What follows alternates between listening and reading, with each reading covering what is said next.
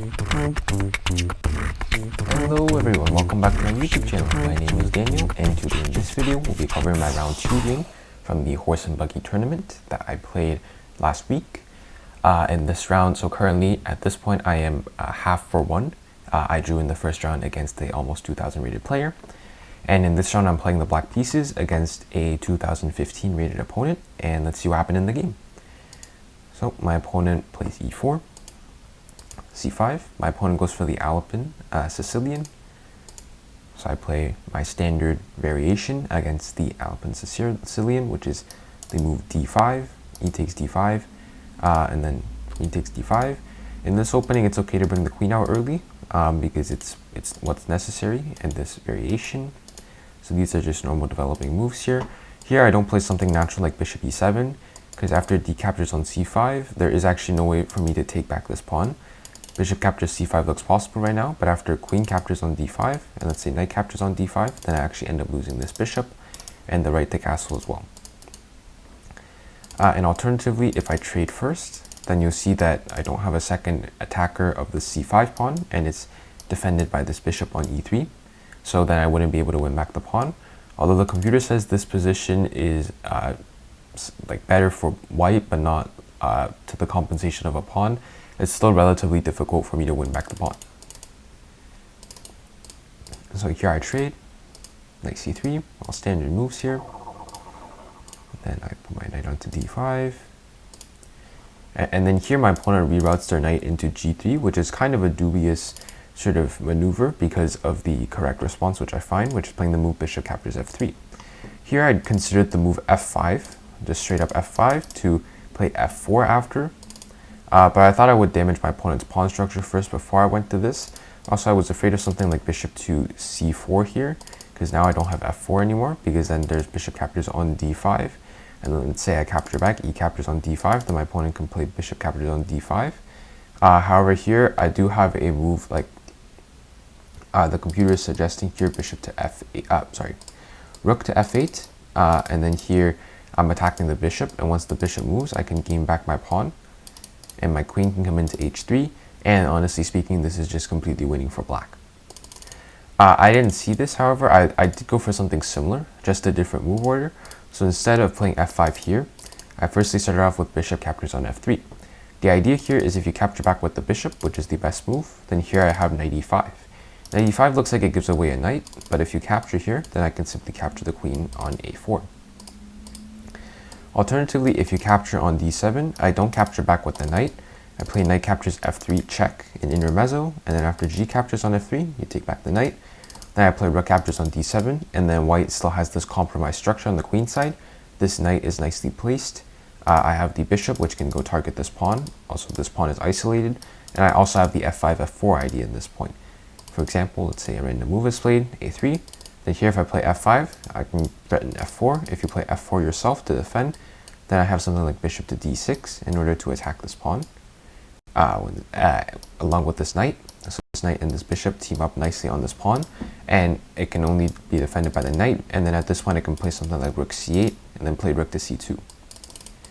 So going back, in the game, after bishop captures on f3, my opponent played g captures on f3, and at this point I simply played f5. The idea is to play f4, and this variation and this position is even better than the one where you play bishop captures on f3, because you can see that this bishop is still on e2.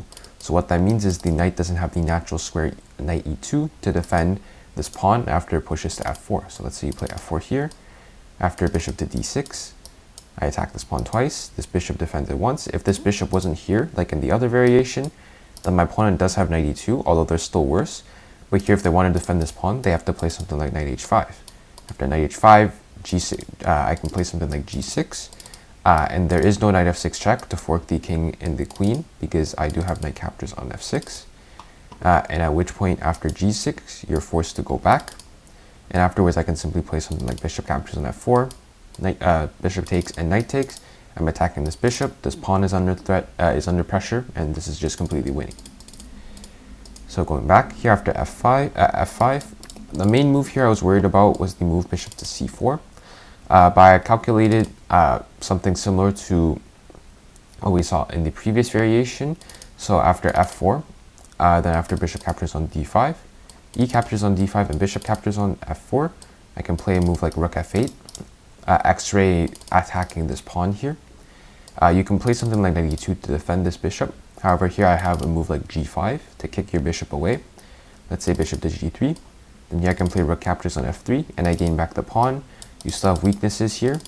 This pawn is isolated. I can target it really easily. My rooks are coming in. This rook is already really active. You can even double up. This is just a really good position for black. So in the game, my opponent plays the move bishop back to c1. Just get the bishop out of the way from f4. However, here, this is where I have my secondary idea, which is playing the move knight to b6. Knight to b6 opens up my queen and my rook towards this d4 pawn, which is isolated, and it's also attacking the queen, so the queen has to move. And the queen goes to b3. In here, I play a really nice move, queen to d5. I don't rush with taking this pawn immediately, because I calculated that there are some chances of maybe rook takes d4, and after queen captures on d4, queen captures on e6 with check. And after king to f8, knight captures on f6, this position is actually now equal. White has a lot of attacking prospects. This bishop can come in to sort of threaten mate on f7 and g8. This other bishop can also swoop in when necessary, and this rook has open lines to get towards this bishop. And my pieces here are just really passive. They're not really getting back in time to defend. Let's say after something like queen f6, then there is queen captures on e7, queen takes, knight takes, and king takes. And here, after something like bishop to g5 check, I lose back the exchange. After something like this, I'm not even better. I'm actually now worse. In fact, you can see white has 5 pawns here, and I only have 4 pawns. So I didn't really like this for white because it gives them a lot of activity. So instead, I play queen to d5. So this basically forces the queen off of this diagonal. And if you take, I'm not too worried. I can play rook takes, and I have two pieces attacking this pawn, and you have no piece that can actually help and defend. Bishop e3 looks like an option. However, here I can play something like g5, then f4, for example, just as an option. Or secondary, I can play bishop f6, I can play rook a to d8. Basically, I have 2 more attackers that can come and defend, and white isn't quick enough with counterplay, or and also they don't have the ability to basically dislodge my pieces from these squares. Also here, my opponent doesn't have the move bishop to c4 to kick my rook away, at which point they can maybe take on e6, because my knight on b6 actually defends the c4 square as well. So after queen d5, my opponent trades, play rook takes, king g2, I play knight captures on d4, threatening this bishop, bishop d3, rook a to d8, just doubling up here, very principled, bishop b8, and here I find this nice tactic, knight captures on f3 with knight captures on f3.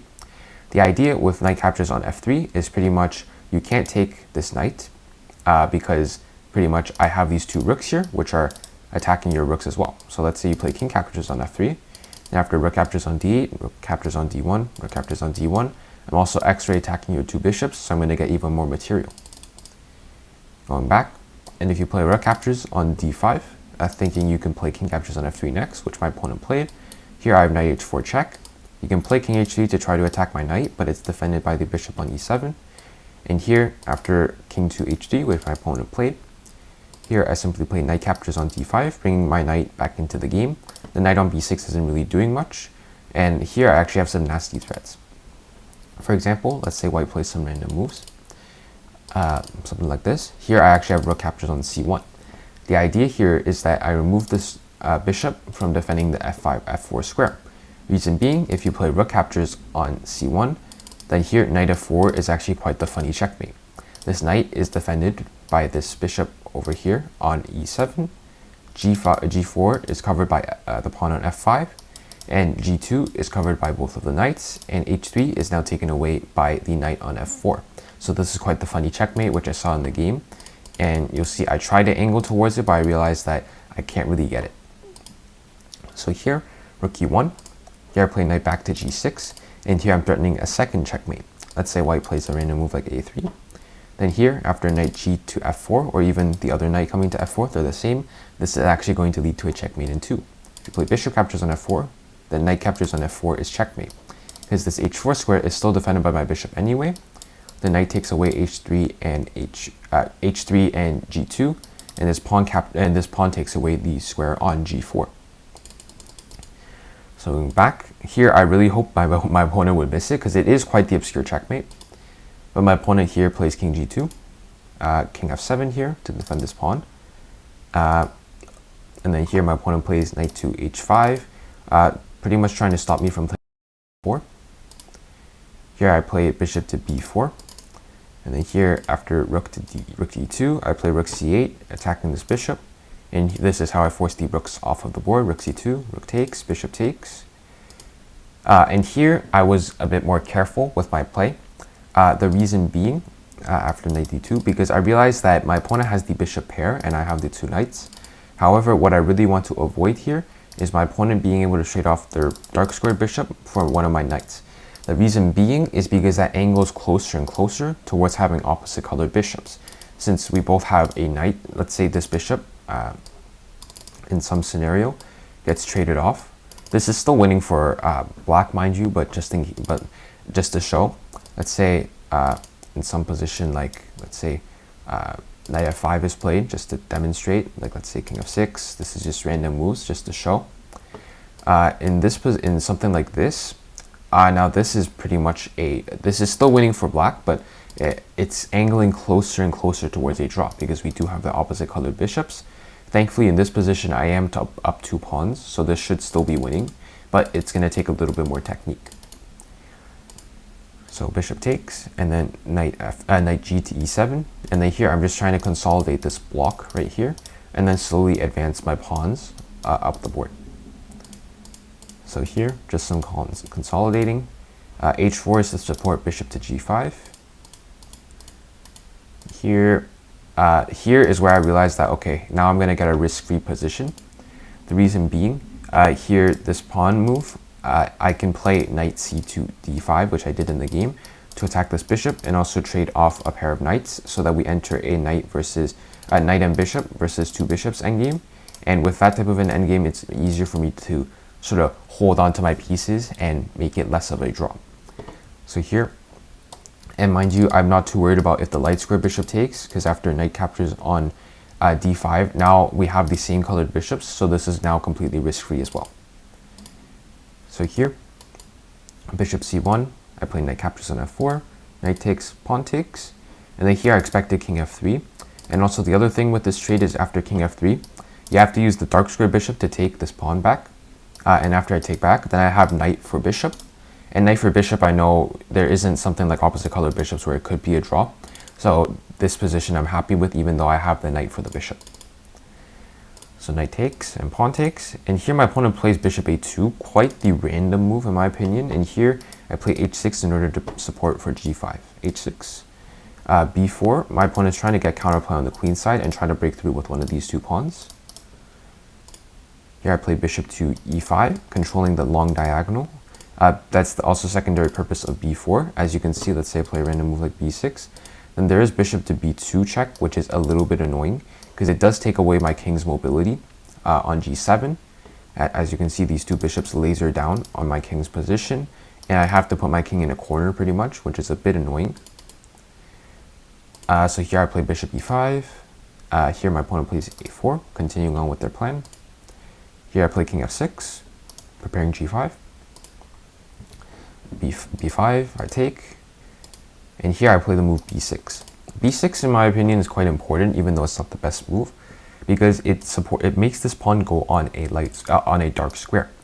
A dark square, I can control that with both my knight and my bishop. My bishop's a dark square bishop, because if I put my pawn on the other complex, it can be attacked maybe at some point with my opponent's light squared bishop, and that I have no counter towards. So I prefer to put my pawn on a dark square, just so that I have extra defense options in case I need to defend this pawn on b6. Bishop to a3. The idea is if I move this knight, then my opponent tries to sneak into f8 to attack this pawn. I can't come back to defend because keep in mind this bishop does take away squares here. And when this bishop is on f8, it takes away the g7 square. So here I play g5, give my king a little bit more mobility. So now if I move my knight, then after bishop f8, I do have an idea of king g7. Here, my opponent plays h5, trying to keep as much pawns on the board as possible to give as many counterplay chances as possible. Because now if I move my knight, then maybe after bishop to f8, this pawn also takes away the g6 square. So now my king still is locked in kind of like a box and isn't able to go back to help defend this pawn, and maybe this pawn can run through. Here I play g4, give myself the g5 square. Here my opponent plays bishop b3, just a waiting move. And here I can't just play king g5 to go scoop up this pawn, because my opponent does have the move bishop captures on e7. And this is actually a funny move, because if king captures on f5, then here bishop f7 leads to checkmate. So I don't want to do something like this. So firstly here I move my knight, because I also have the g5 square anyway. So if bishop f8, I have g5 to defend. So here bishop f8, king g5. Here my opponent plays bishop f7, simply defending this pawn. And in a crazy sort of scenario, let's say I do something really random. Just to illustrate, this is kind of like a funny sequence that could happen. Let's say I do something like this. Then here bishop e7 is checkmate. This pawn is defended by this bishop on f7. This square is covered by this pawn and the bishop. And this diagonal, all the squares are taken away by this e7 bishop. And my king is locked into a box by my other pawns. So just a funny little thing that could happen. Thankfully, I do have 2 layers of protection against that. Here, king g5, bishop f7. Here, I play f3 check. And here, after my opponent plays king f2, bishop d4 check, my opponent resigns the game. The reason being, here, my pawn g3, g2, and g1 is simply going to happen. Let's say you play king f1. Then here, I play g3. And after g2 and g1, I'm simply going to win. Let's say you play something like, you can't even play bishop e7 because that's control. Let's say bishop to b4. Then here after g2 check, king to e1, and g1 equals queen, then I'm simply going to win the game. I'm up a queen. And also, the other good thing is this knight on c8, it controls all the key squares that prevent my opponent's bishop from being able to come back to prevent g3 and g2. So here after g3, my opponent resigns the game. Bishop d6 isn't a possible move to maybe play bishop h2, because that square is controlled by my knight, and I can simply capture. And this light square bishop has no purpose, because this f3 pawn blocks it from being able to stop g2. Like if this pawn on f3 wasn't here, then there is bishop captures on g2. But however, this f3 pawn does stop that, and then after king e1, then simply g1 equals queen with check, and this is completely winning. So a very, very smooth game against a very high rated opponent, around 2000 rated. In general, use my pieces really well, managed to target some weaknesses, and notice that I can affect my opponent's pawn structure really easily with moves like bishop captures on f3, which you saw earlier, around in this position. Before I noticed that little wrinkle with bishop captures on f3 I could play in order to damage my opponent's pawn structure.